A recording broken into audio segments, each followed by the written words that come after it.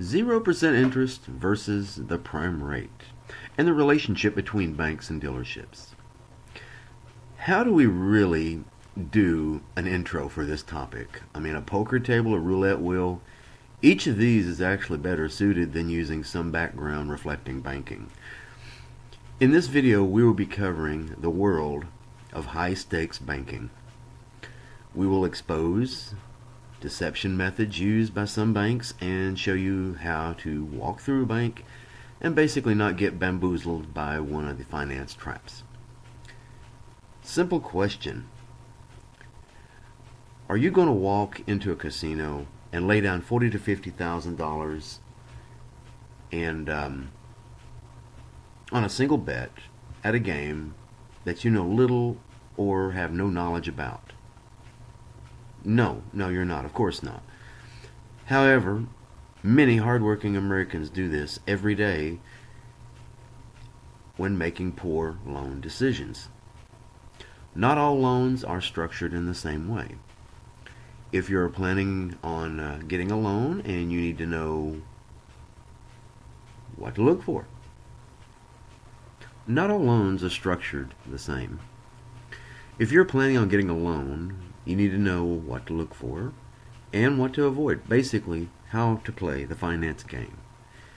This is an area where a little research could save you thousands.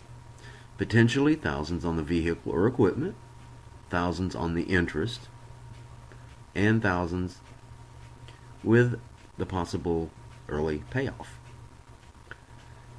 Don't take this lightly. Banks and dealerships are in business for one reason: to make money. For the purpose of this video, we are going to base our discussion on the current prime rate, which at this time is 7.75%. The prime rate is the interest rate that all banks and private lenders follow. Now keep this in mind. The prime rate is a starting point. So just because it says 7.75% or whether it's 5%, that's irrelevant. It's a starting point for those with the perfect or near perfect credit score. As your credit score goes down, the level of risk to that lender goes up, and then so does the interest rate. Now before we jump into our topic, I need to talk a little bit about the prime rate. Now the prime rate is actually set by our government, or is it? That's what our government wants you to believe, and that's also what the banks want you to believe. The prime rate is actually set by the Fed. Now the Fed is a group made up of 12 people that vote every 3 months, every quarter, on what the interest rate should be. And their decision is, whether they raise it or lower it, is determined by whether they want to either stimulate or suppress growth in the company or country. However, it's not actually 12 people. It's 12 people that represents 12 banks, specifically the 12 Federal Reserve banks, which is the most powerful banking system in the United States.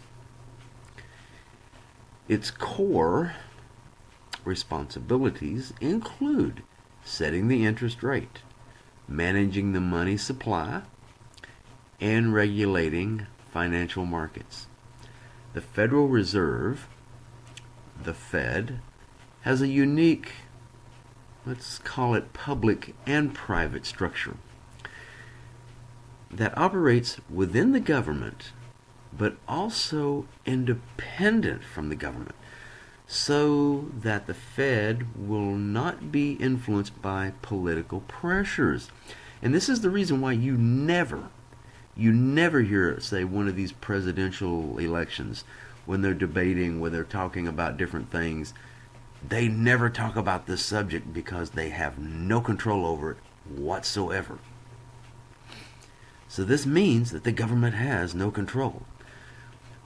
So interest rates is actually set by a group of banks that the government has no control over. All other banks then apply the prime rate into their new loan system. Now back to our main topic. There are three loan categories we're going to basically look at here. 0%, below prime rate, and the prime rate. Among these, you will find hidden interest, hidden marketing strategies, and different payment structures, all designed to do one thing, and that is get more of your money. This is what it's all about. Banks and dealerships are there to make money. They are there to make their shareholders money. The higher the interest rate, the more money they make. It's a jungle out there full of greed. It just simply is. So we need to educate ourselves and avoid the traps. Let's look at that first category. I'm sure at some point in time you have seen an auto or equipment dealer advertising 0% interest. Well, let's explore just how 0% interest can actually cost you a lot of money. For our example, you have a FICO credit score between, let's say, 750, 800, and you purchase a $40,000, it could be a car, truck, or tractor from a dealer, at 0% interest, and your payment duration is 5 years. So actually, what you're getting, now this is what you're seeing visually, but actually what you're getting, or what's taking place, is the item is valued at $33,100 with approximately $6,900 in interest, which produces approximately a $665 monthly payment with a payoff of $40,000. So whenever they're advertising this, $40,000 vehicle at 0% interest, that's basically saying this is what it's going to be with the interest there. The interest that was over there has already been moved over to the vehicle. See, the interest was pre-calculated and moved over to the product. This way, they can say 0% interest. It's just a marketing approach that automotive dealers and equipment dealers, they've used it for decades. You tend to see zero used by brands, not necessarily an independent dealership, but brands. This way, you cannot go to another dealer of that same brand, basically to find another one that you can do a comparison with. The same system is going to be applied throughout the entire brand.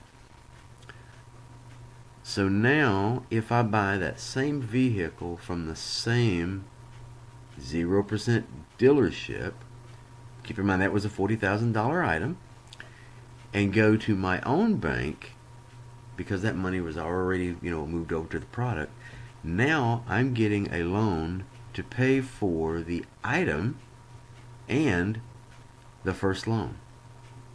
So what I'm actually doing here is I'm paying for two loans now. So by the time it's paid off, by doing this, you would have paid around $48,376. This is where I wanted to make an interesting comparison for you. Remember the monthly payment we just talked about at $665 per month. That was the person making that $40,000 purchase. All right, let's look at a different person who went to another dealership, not the same brand, because you'd be dealing with that 0%, and makes a comparable purchase. First thing, this is probably going to save them thousands of dollars on the sticker price, and instead of it being that, what was it, like $31,000, it's probably going to come to more like a $29,000. And that's just because of the way everything is structured. Your expenses are not hidden there. This person has a credit score of 550 to 600. So they're not sitting right there at the rock bottom, but they're not good, okay? And they have some negative information on the report. Now, due to their credit score, let's say they went and they got 13%, and that was the best rate that they could get, and that's based on, their credit score. So banks determine that they've got a lot of risk involved there. So now they're paying 13%. So the interest rate sounds pretty bad, but to be honest, depending on what the negative information actually was, they're probably lucky to have actually gotten approved. So what theirs will end up looking like is, now they've got $29,000 purchase. Their interest at that 13% comes out to $10,590, and it produces a payment of $659 per month, with a total payout of $39,590, which is just a little bit less on the total payout versus the 0%. So you see what just happened here. The person with poor credit that barely got the loan actually got a better deal and a better monthly payment than the person who had nearly perfect credit that went to a 0% dealer. That's where the difference is in these two numbers. And that's what the effect of that 0% actually has on the whole picture. So as you can see, the 0% is designed to do one thing, and that's hide the dealer markup, hide the interest, and get more of your money. I mean, it's just, there ain't no other way of looking at it. Okay. Now imagine what the payment could look like if this person that made this second purchase had good credit. So now you get that $29,000 vehicle or equipment, and you're looking at $6,073 in interest, and it produces a payment of $584 per month, with a total payout of $35,073. So a massive savings there. I mean, you're looking at just almost $5,000 just because they steered away from the 0% interest. 0% interest is a very deceptive method used to throw customers off. It simply causes the brain to neglect other pieces of information. It's kind of like the shell game. They have you basically looking in one direction when you really should have been looking in the other direction. Now you have below prime rate. Now we're going to take a look here. Just deserves some mentioning. Now home equity loans are excluded from this example because this loan type and the property value is used to offset the bank's risk. But for all other below prime rate loans, we're going to apply this. In the world of dealerships, below prime rate it's actually very similar to a 0% interest model. Dealerships or brands, basically, they have an arrangement with banks where they buy the interest points from that lender, and then the purchased points are then factored into the product. So instead of moving the full amount of the interest over to the product, a portion of it is. So it might be, well, let's say we're buying 5 points. Well, that 5 points or 5% interest is actually moved over, and then the bank, whatever the remaining amount is what you see whenever you're filling out the loan paperwork. Below prime rate is a marketing strategy, nothing more. The interest is basically shifted around, giving you the impression of a deal. Below prime rate, it's not near as deep in the checkbook as a 0%, but it could still cost you a few $1,000s just by using that instead of your traditional loan structures. So what is 0% or below prime rate actually telling you? That there's a bank or lender out there that is willing to hand you $40,000. The reason I'm using that is because of the numbers that we were previously using. For a period of 5 years, interest free or at a severely reduced amount. And if you factor in annual inflation, even lose money. Not happening, people. Nothing is free in life. I mean, these companies are in business to make money. So, at this point, if you still believe 0% interest is better, we need to have a very long talk about unicorns and magic beanstalks. I also need to mention how the possibility of an early payoff is affected. Under a traditional loan, where the interest is stretched out over the duration of the loans, and if it's 5 years, each month a portion of that is going towards the interest, you can actually pay off that loan early and get away from part of the interest. And it's not difficult to do this. I mean, just simply adding an extra, $25 to $50 into that monthly payment would start basically shaving off the months at the end of the loan. It's actually not terribly complicated to easily knock off 6 months or even a year. Now, under the 0% interest, you can't do this because the interest was actually moved over to the equipment. You can't get away from it. You can pay it off early, but you can't get away from that interest. Nothing in life is free. People get bamboozled at dealerships every day with interest rates that are too good to be true. The best way to not get bamboozled is to know what the trap looks like. To sum up this topic, avoid 0% interest whenever possible. When purchasing an item that already has the interest from a loan on it, never take that second loan.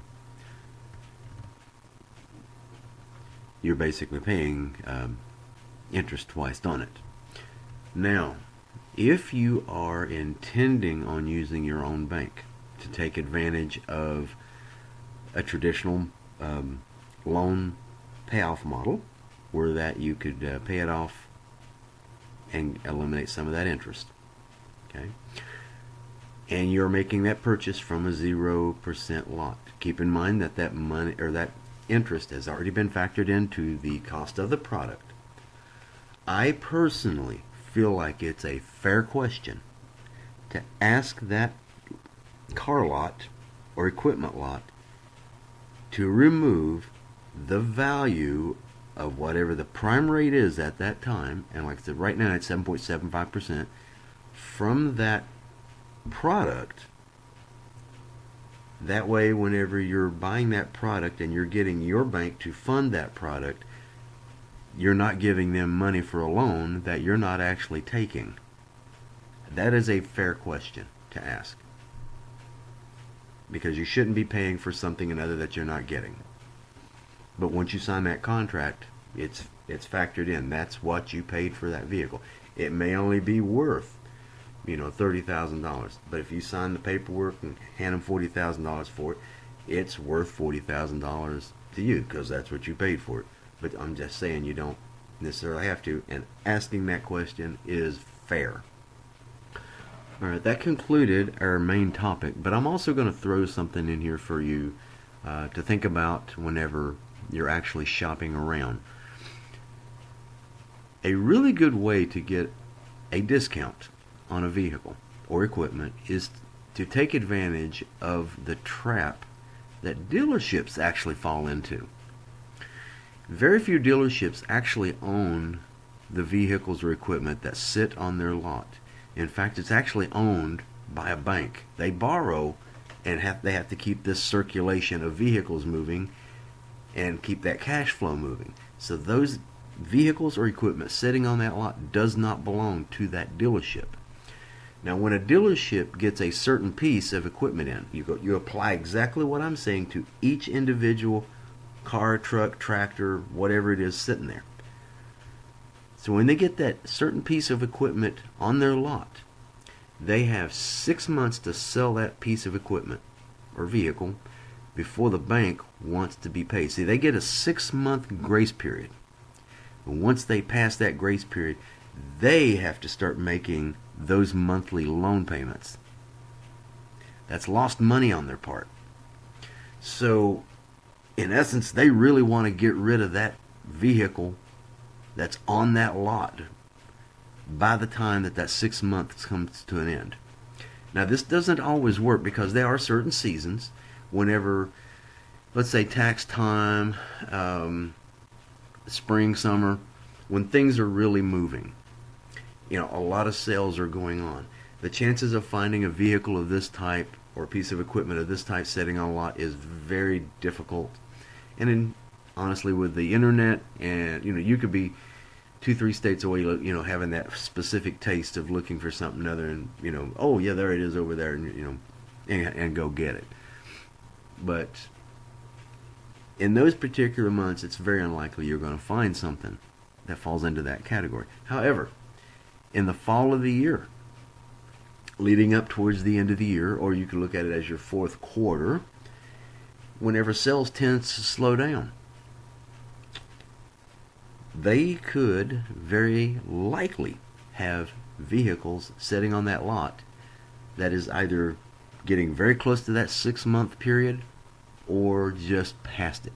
Now, this is stuff that they want to move. They want to move it more so than anything else, because if it sits there, they're going to lose money on it. That's money they can't recoup. They want to get rid of it. So whatever that monthly rate is, let's say, they were going to be paying $400 or $500 on it. That's $400 or $500 they're going to lose every single month because it's sitting there. So throw a number out there at them. Be like, hey, I'll give you this amount, knock off a little bit, if you are certain that it is one of those vehicles. You can ask the salesman, do you have anything sitting here that falls into that category?